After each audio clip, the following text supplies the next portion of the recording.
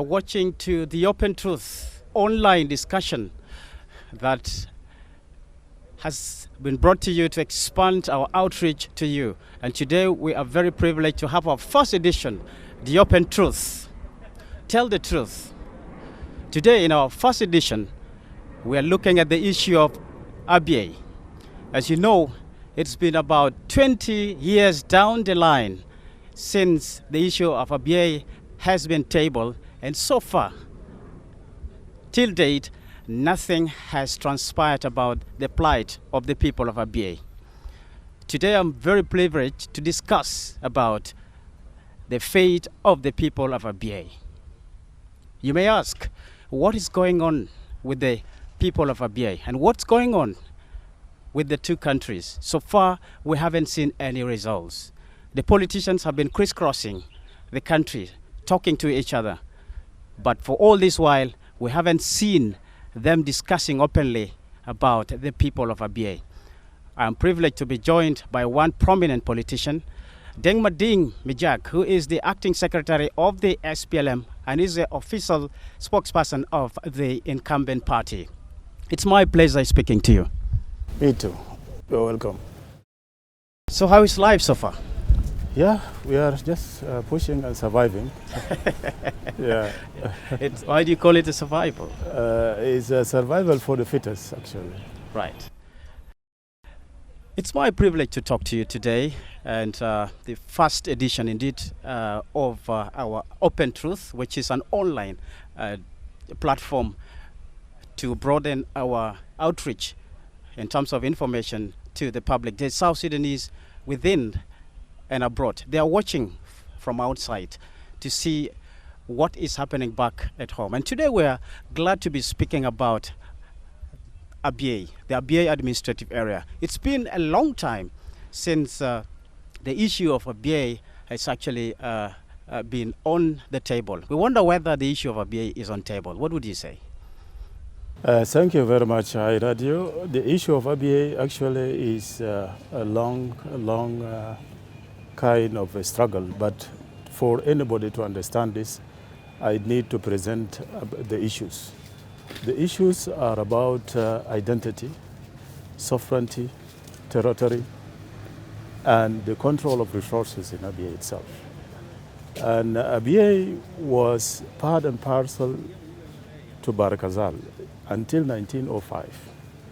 After 1905, it was transferred to Kordofan by the British at that time, simply for the administrative issues, because Barakazal was a little bit very far, and the Messiria, who are neighboring us, were making some troubles. So the British colonial were thinking that bringing Abyei to administration in Kordofan will make things easy and then closer to them in terms of administration, and then they can resolve the issues. So we have come long way, and the history is repeating itself. Like in 1972, when the first war ended in Addis Ababa, Accord, in 1972, Abyei also was remaining out from the agreement. But at the end of the day, it was added into the agreement, Article 3, and then by putting two options, that the Abyei people belong to South Sudan geographically, culturally, and then geographically to Kordofan. Right. So they will be given a choice of plebiscite or referendum, which did not take place at that time. And all of us know, we were aware when the regional autonomous government was established in South Sudan, people went into power struggle immediately. And then with the North, so Abyei issue was abandoned definitely. And this is exactly... Why does it repeat itself? It is repeating itself simply because people were thinking that getting the sovereignty of South is bigger than getting the sovereignty of Abyei as well. Because as I know, I was member of the SPLM. At that time, I was in Machakos, in Naivasha, all these peace agreement. I have been there, except only the one of Addis Ababa. So what I have seen the Abyei remained out from the very beginning, immediately, when people embark on what we call the principles of peace negotiation in Machakos. That was in 2002. And then the government of Khartoum were pushing very hard, and they have succeeded, to me, to make Abyei as a separate entity from the south. And the southern leaders who were talking at that time also were convinced to talk within the territory of what they call 1956, which is the boundary of South Sudan at that time. So Khartoum took that chance immediately. But the international community, with the advocacy from the people of SPLM and the leadership, they advocated that Abyei must be included into this peace agreement. But unfortunately, it never happened until we were told to go and discuss it in Karen, in Kenya, under the auspices of Kenya, not under the auspices of IGAD, because at that time the peace agreement, which was the CPA, was under the IGAD countries. But Abyei was exempted to be discussed under the auspices, which is not a big issue for Khartoum at that time. And they were thinking that for them also to be a little bit okay with the international community, that is why they were like, you see, making a kind of a courtesy, diplomatic relation to discuss Abyei as well. Why wasn't it a big issue to the Khartoum? Well, of course, the issue is very clear. Khartoum is thinking that they are going to lose the whole oil, which is 99% of their income, to South Sudan. Then at least they should remain with the oil in Abyei, because oil in Abyei is floating on oil. And the first oil, for your information, was discovered in Abyei in 1978. Until now, they go to Bantu, until they go to Upper Nile. So Abyei now, they have more than 70 wells of oil. And these 70 wells, they produce 5,000. Each well produce 5,000 barrels per day. Wasn't this the factor that actually derailed the Addis Ababa peace agreement? Because Jafar Nimeri seemed to have twisted the whole matter after the 1972 agreement. Yeah, actually that was not the issue in 1972, because the issue at that time was the grazing areas. You know, Abyei is very rich in terms of land and natural resources, and even green pasture for the Masiria. You know, Masiria are our neighbors, and then they come and make grazing in Abyei areas. And we have rivers, Kir, and then Nyamora, and all this. So at that time, the Nimeri was seeing the fate of the Masiria people, because also it is mixed with the politics. The Masiria were like, you know, they were the strong supporters for Mahdi at that time. And Khalifa Ta'ashi, you know, Khalifa Ta'ashi in Khartoum, comes from Masiria area. And therefore, Nimeri did not want to lose also the Masiria, whom he thinks that they are good fighters, they have horses, and they have a lot of wealth of cows. Marahilin, yes. And then till they come and recruit Marahilin now. So the whole issue now was like shifted from land into politics of resources. Doing is actually a geopolitical exercise. Well, now Khartoum also was in the same feat with the Nimeri, because at that time also Khartoum were thinking of two things. They were thinking of Masiria cattle. Where do they go and graze? Because they think that, and the Masiria is giving them the pressure that if Abyei is given to South, or has been annexed to South, then automatically their cattle will not come into the South again. And then they will be given condition, because it will be a matter of sovereignty. And even you can come with a passport. You use your passport. But the cattle, of course, you will not give cattle a passport to come. So where do the Masiria belong? Masiria belong to Kordofan, Western Kordofan, which is Western Kordofan today.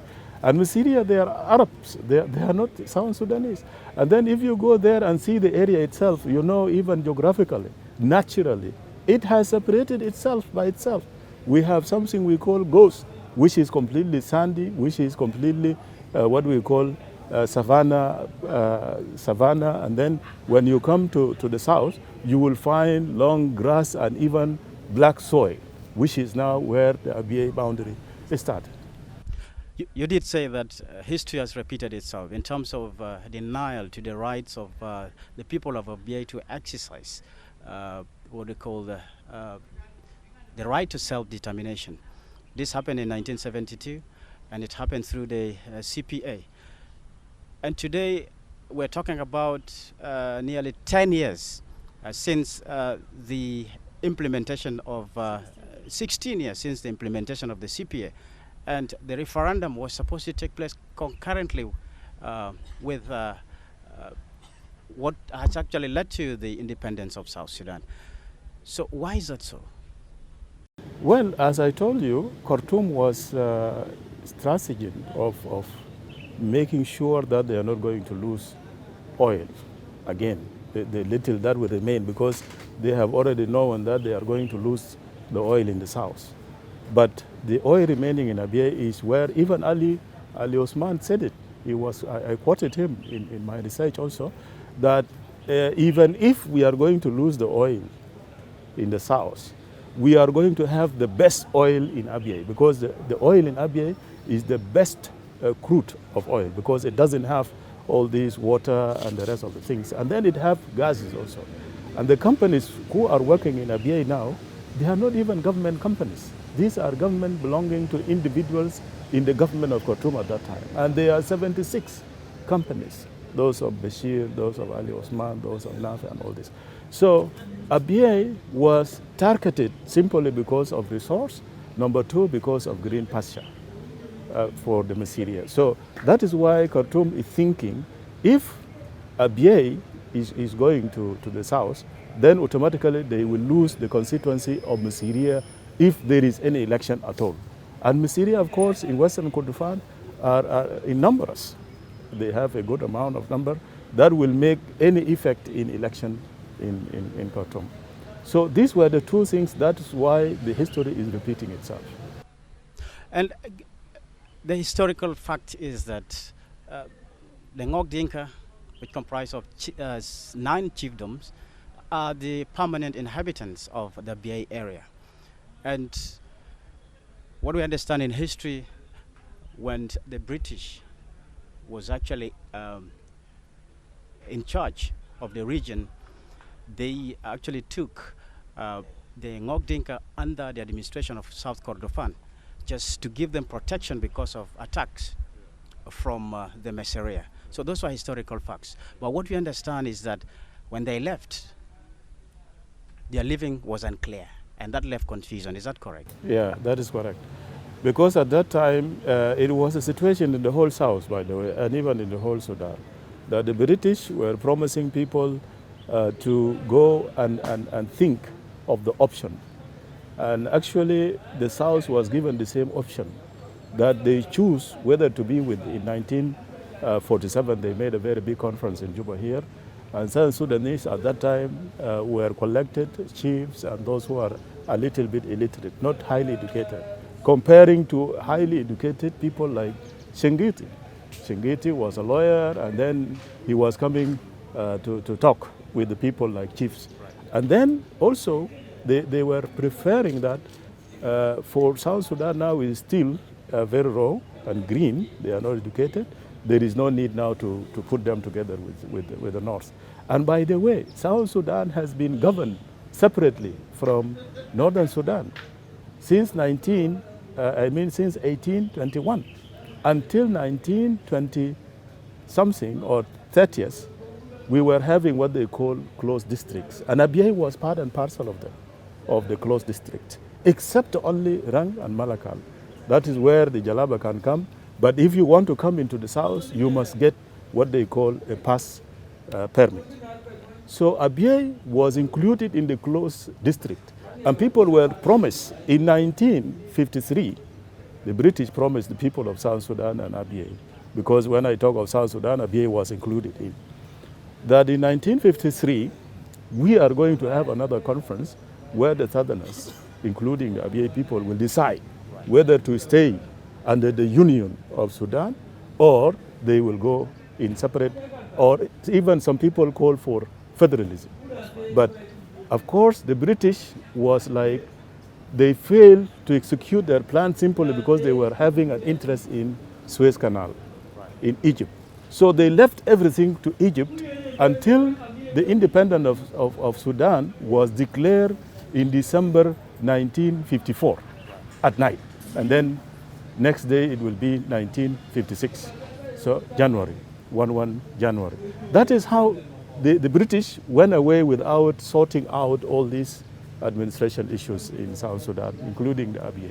You are watching The Open Truth, and we're discussing about the Abyei area. The area has actually taken too long for its issue to be addressed. And we have seen this for over the years, since 1956 or even down the line. The people of Abyei have been experiencing intermittent violence. And so today we are speaking to one prominent leader from the Abyei area, none other than Deng Mading Mejak, who is the acting secretary for the SPLM and official spokesperson of the ruling party. So the issue has taken too long. Can we say the issue of Abyei is forgotten? I don't want to put it in a term of enemy, but we are talking with people who do not understand how the world is changing now. Even globalization is coming in. A lot of things are coming in, including technology, a lot of changes. Even the international order is changing. Today we have coronavirus and all these things. Now, as I am talking to you, there is no Mysteria in Abyei area completely. After the killing of Chief Kwal Deng Kwal, I was with him when he was killed on the 4th of May, 2013. There is no Mysteria at all that you can get today in Abyei. All the few of Mysteria who were making commerce in Abyei, marketing and merchandise, they left because they ran away because people were full with the revenge, and then they can kill anybody. And we could have seen the example in the UN, because UNISFA is working there, some Mysteria people were there. And then in the morning, following the killing of Chief Kwal, immediately one of the workers from Dinka attacked one of the Mysteria people who were working within the UN compound with just a knife. So the UNISFA have seen that there is no way we can keep this Mysteria here. And so they were taken to Kadugli and some were taken back. So Abyei now is purely mob. And this is where I can see Abyei is not forgotten, because we have an international peacekeeping force, which is under the UN, called UNISFA.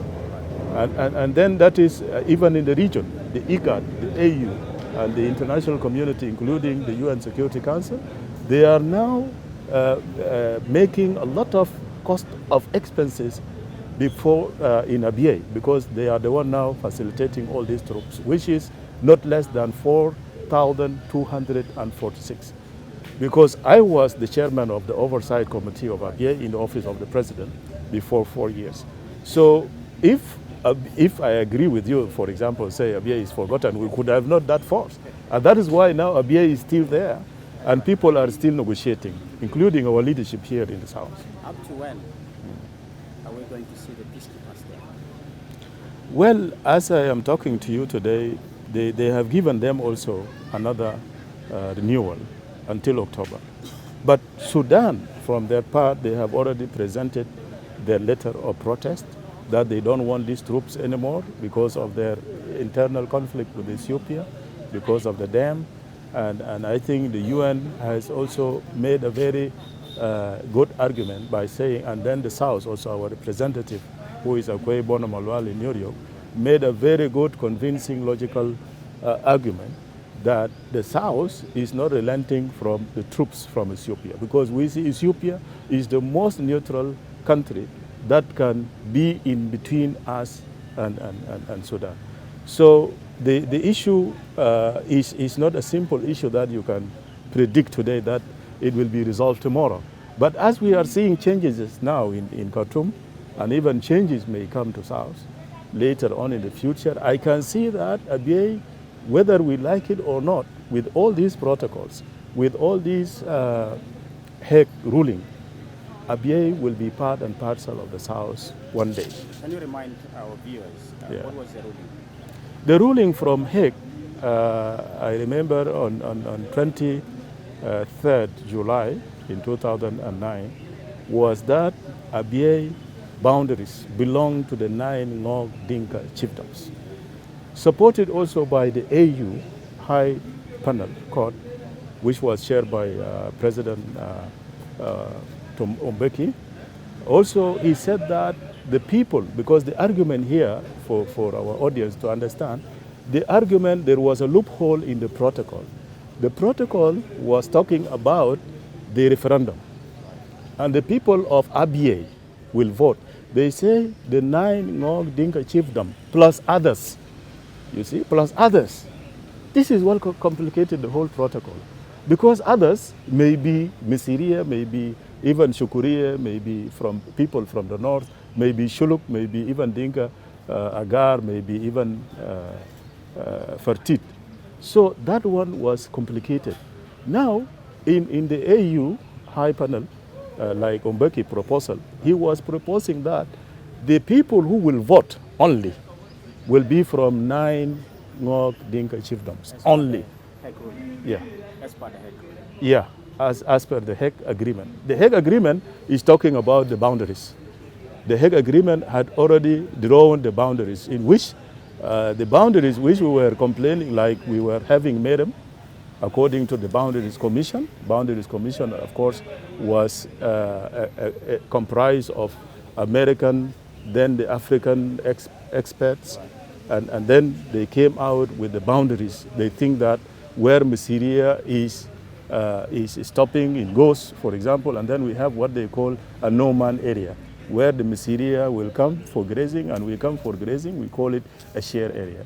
But in The Hague, they cut a little bit, some areas out, like 10,000 kilometers. They cut it away from Abyei, and that is where you remain now with that is map, that is small map you see, which is 30,000 kilo. So there was also a mistake. There was also a mistake, but we had accepted that. But the National Congress Party do not want it to accept because of the pressure from the Misiria. Even people went in to form the committees, both the mixed committees from Khartoum and committee from South Sudan. When they went to make a demarcation of the boundaries, because they want to put down the sticks or anything that will indicate this is the boundary, then they were attacked by the Misiria unknown gunmen. And then the whole process is stopped in the middle. So it appears whenever there is any tension, political tension, these attacks often occur. Is that correct? Exactly, because the Misiria at that time were more closer to National Congress Party than the government, incumbent government now. The incumbent government in Khartoum now is different from the National Congress Party, in which we see that now Misiria are not active like in the past. And also we have been adapted to the situation of attack. They attack us, also we defend ourselves, you see. And that is why we are surviving there. And then it was not like in the past, they come and just do whatever they want and they go away. But today they come here and our people are resolved to stay wherever they are. And some of them were an old military people. So once there is an attack, also they defend themselves and they put casualties on the other side. So it will not be just a free lunch move that you go and kill and come freely. Yeah. At least there's a sense of accountability. Exactly. Right. You're watching The Open Truth. My guest is Deng Mading Bejak. He is the acting secretary of the SPLM and the official spokesperson of the party.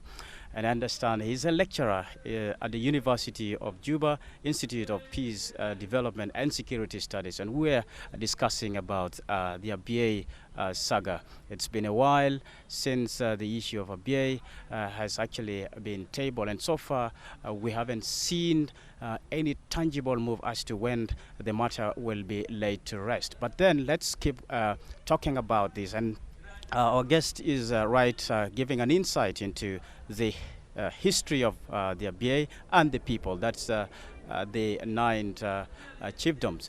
And you have said the situation is really complex. How do we come out of it? Yeah, the solutions were already provided in the protocol. And you know that protocol came after a long discussion. And I know at that time I was in Naivasha.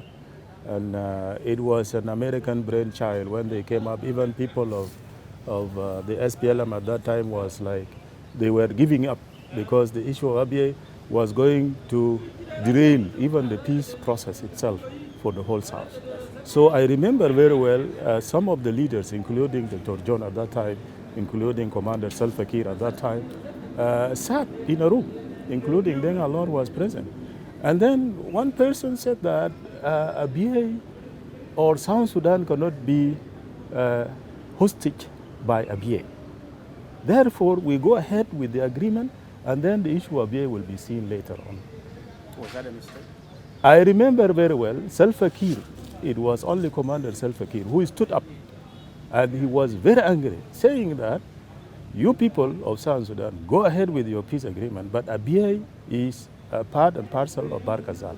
So we, the people of Barkazal, we are going to continue struggling, fighting until Abyei is out. This is where now Dr. John Garang and then the rest came in and said, no, sit down.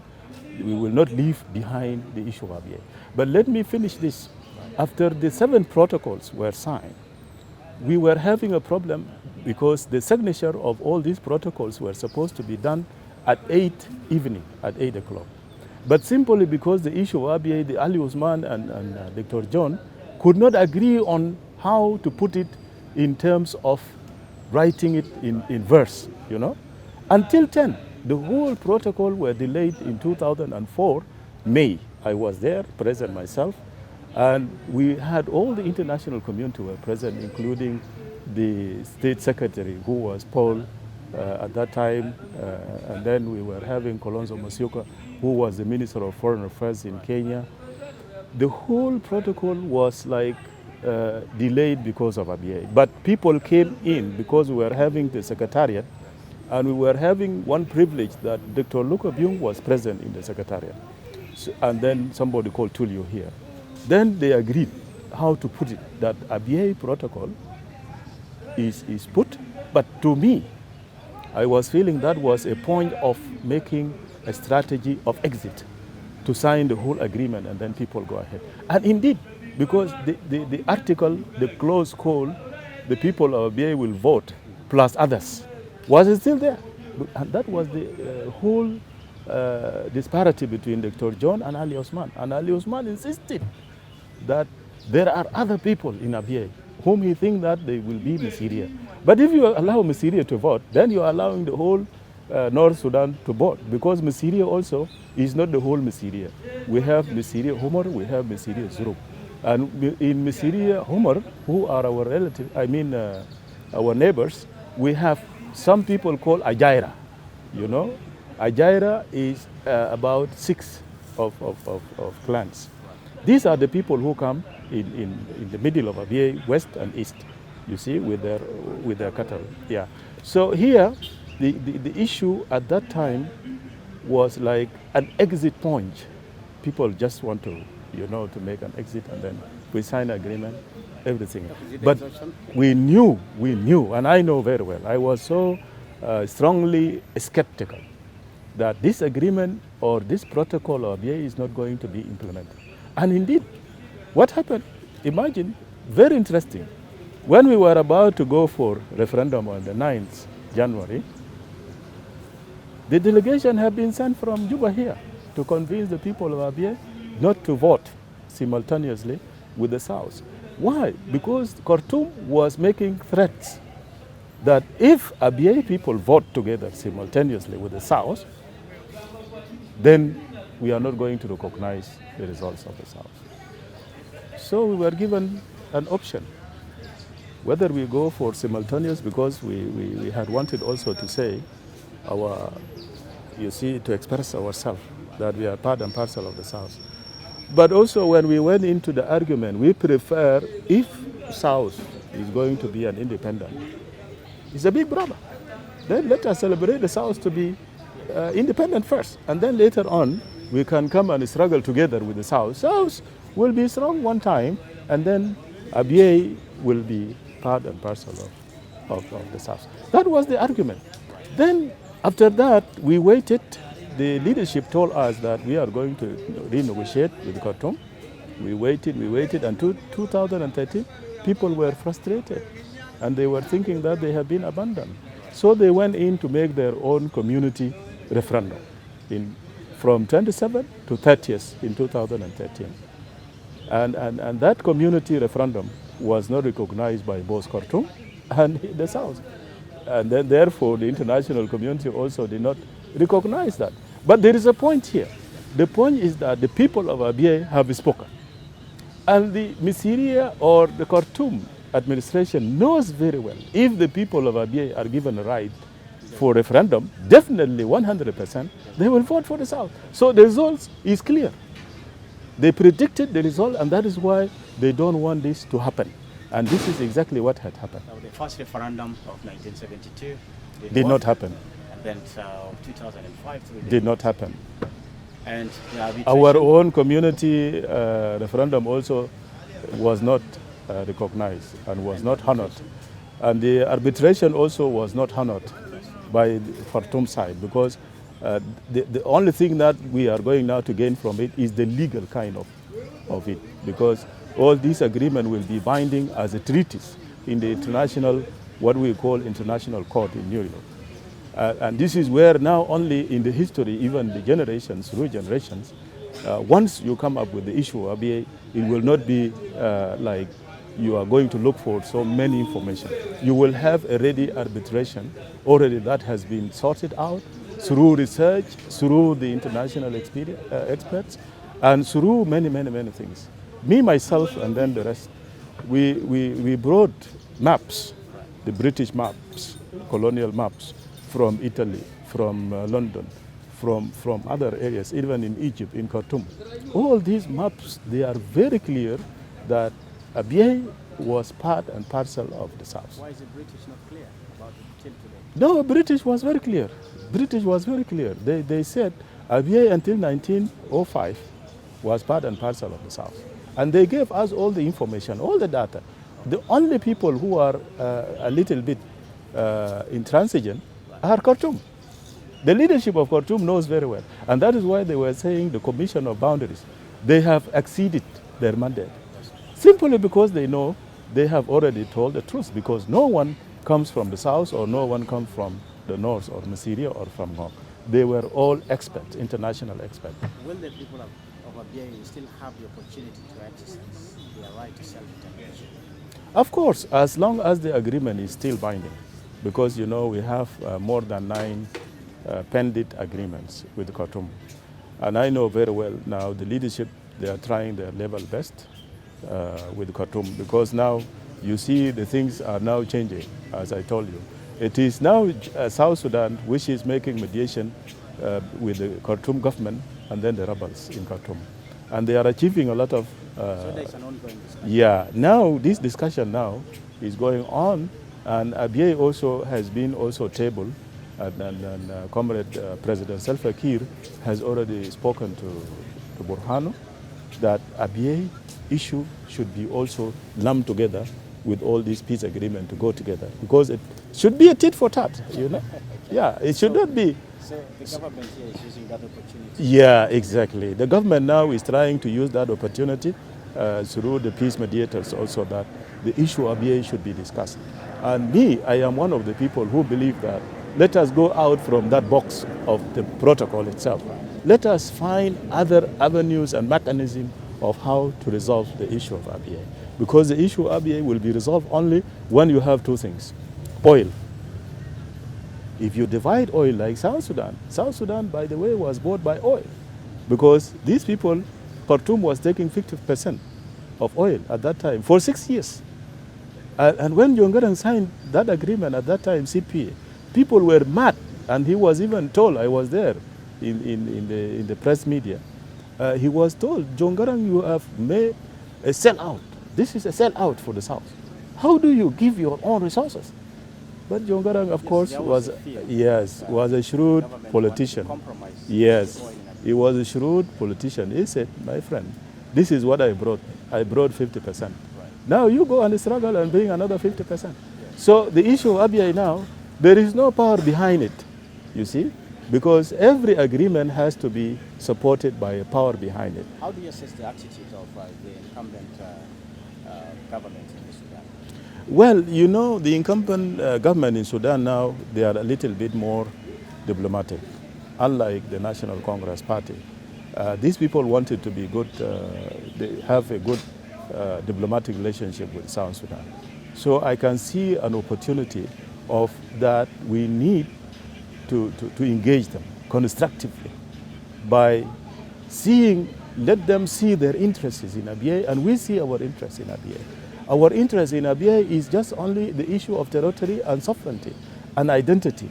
We are black African, we are Southern Sudanese. They are Messiria from Western Kordofan.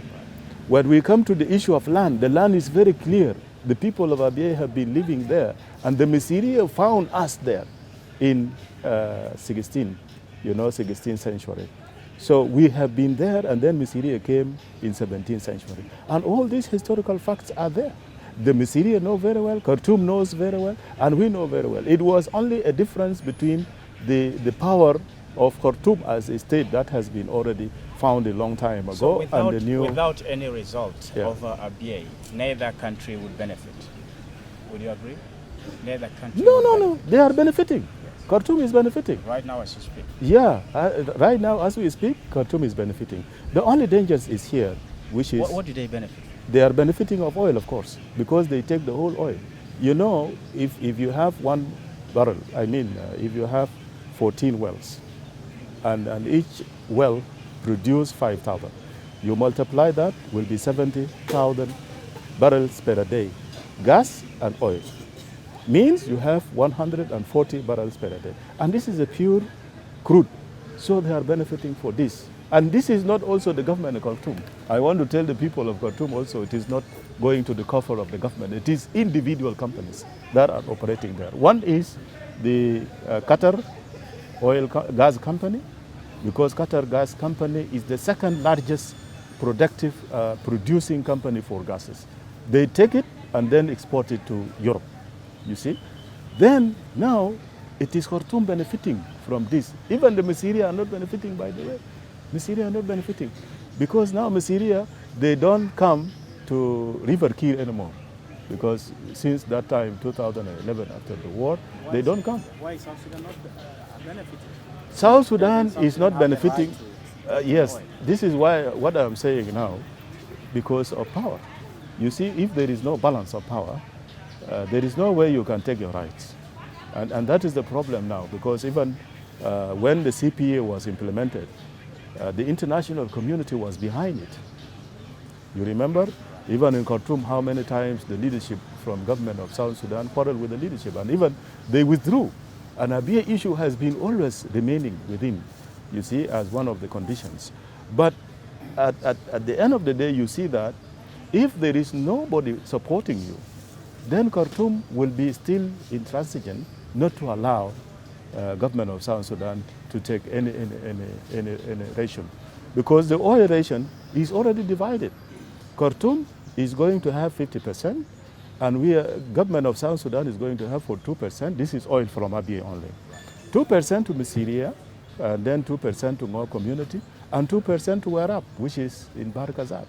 So at least, what I know very well, one time, Khartoum has given 2% of Werap to Werap during governor called Tordeng Mayen, who is here now. So already the Khartoum knows very well that if we are going to leave South Sudan to take Abyei, we are going to lose everything, you see.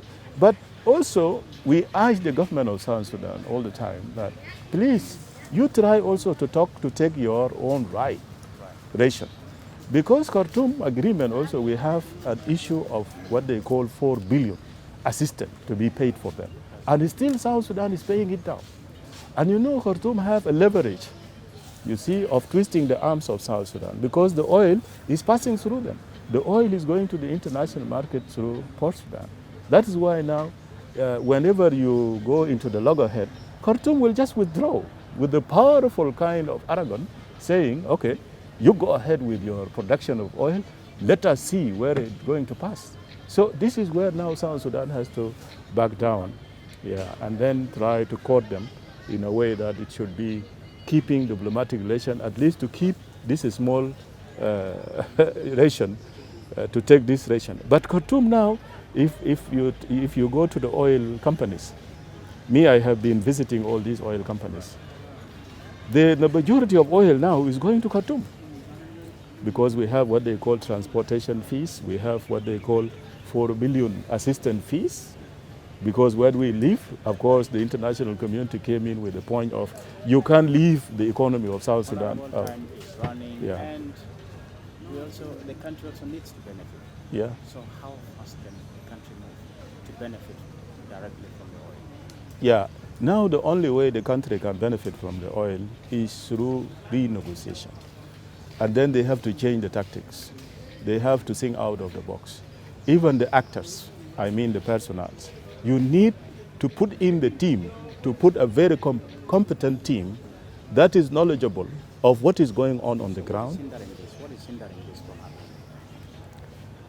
Well, right now, of course, I cannot tell you what is hindering it, but what I know so far is that, of course, Sudan is on transition.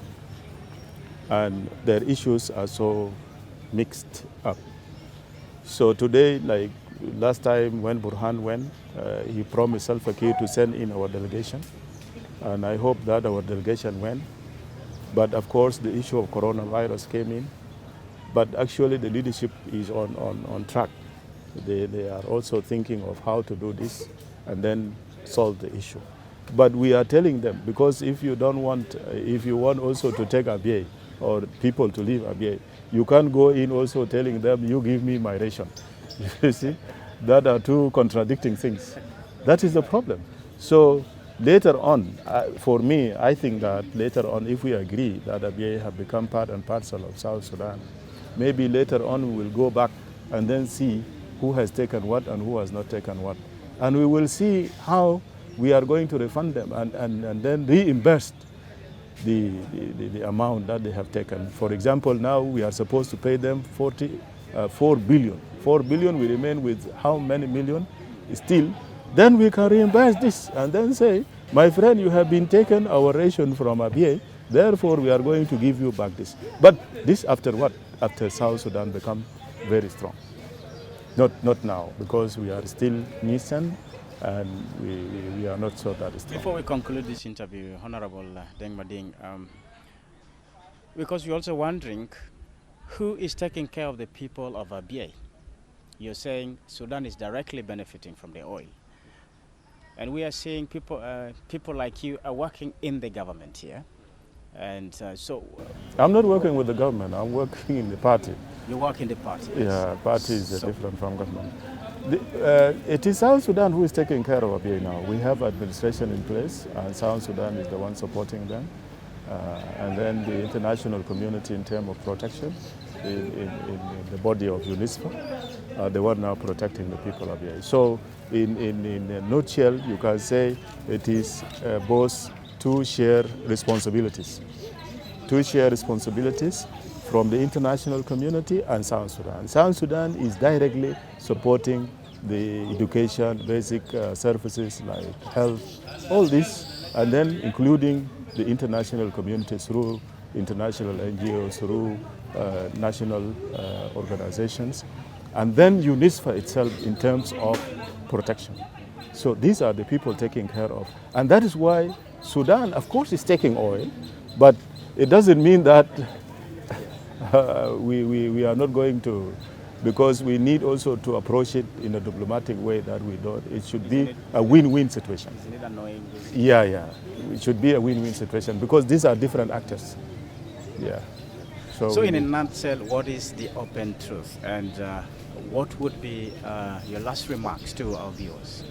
Yeah, my last remarks, actually, people of Abyei will never lose hope as long as we are seeing the leadership of South Sudan are very serious and very keen to follow up the issue of Abyei.